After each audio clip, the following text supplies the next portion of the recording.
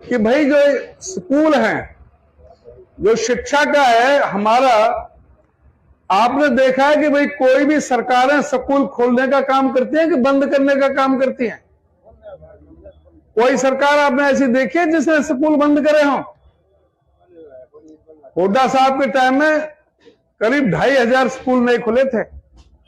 Line लगी थी primary स्कूलों की, मिडिल स्कूल, मिडिल से सीधे सीनियर सेकेंडरी स्कूल, कितने टीचरों की भर्ती हुई, कितनी सुविधाएं मुहैया कराई गई।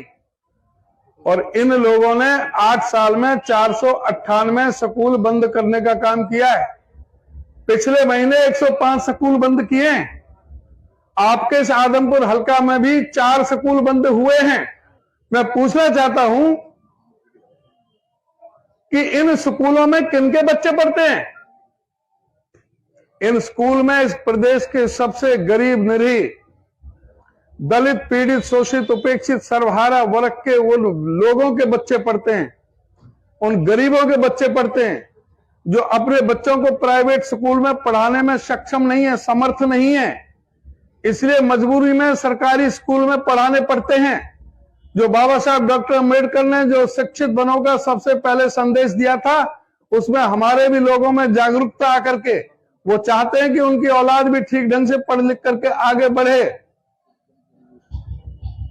इसी को देखते हुए कांग्रेस पार्टी ने, सरदार मनमोहन सिंह प्रधानमंत्री थे तो उन्होंने राइट टू एजुकेशन, शिक्षा का अधिकार, मौलिक अधिकारों में जोड़ा था, जिसका मतलब था कि सबका मौलिक अधिकार है शिक्षा ग्रहण करना।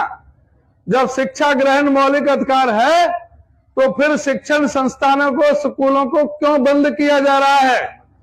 उन स्कूलों में मास्टरों की, टीचर्स की क्यों नहीं व्यवस्था की जा रही है? उन स्कूलों में जो आवश्यकता है, आधारभूत ढांचा जो चाहिए, उनको क्यों नहीं पूरा किया जा रहा है? बजाय उनको सुविधा देने के उन स्कूलों को ही बंद किया जा रहा है। और गरीब बच्चे जिनको वहां पर वजीफा मिलता था, उनका वजीफा आधा करने का काम इस सरकार ने किया है। इस सरकार को यह भी जवाब देना पड़ेगा कि हुड्डा साहब ने 100-100 गज के प्लॉट गरीबों को दिए थे। इन्होंने कहा था कि जो वंचित रह गए हैं उनको हम देंगे। इन्होंने एक भी किसी गरीब आदमी को एक भी प्लॉट कहीं भी कोई दिया हो तो वो बता सकता है। इन्होंने कहा था कि हुड्डा साहब ने जो एससी कमीशन, अनुसूचित जाति आयोग बनाया है, उसको हम पूरी तरह से पुनर्गठित करके संवैधानिक अधिकार प्रदान करते हुए उसको शक्ति प्रदान करेंगे। पहले ही सरकार में आते ही पहली ही कैबिनेट की मीटिंग में इन्होंने अनुसूचित जाति आयोग को भंग करने का काम किया। उसके लिए कौन उत्तरदायी है? इन्होंने कहा था कि गरीबों को बिना ब्याज का 10 लाख रुपए तक के कर्जे देंगे। मुझे कोई आदमी गांव में नहीं मिला जिसको बिना ब्याज का 10 लाख रुपए का कर्जा इस सरकार ने दिया हो। इन्होंने कहा था कि हुड्डा साहब ने 11,000 सफाई कर्मचारी एक कलम से करने का काम किया था, एक कलम से लगाने का। इन्होंने एक सिंगल आदमी कहीं पे कोई लगाया नहीं, जो लगाए वो भी एक भी पक्का किया नहीं।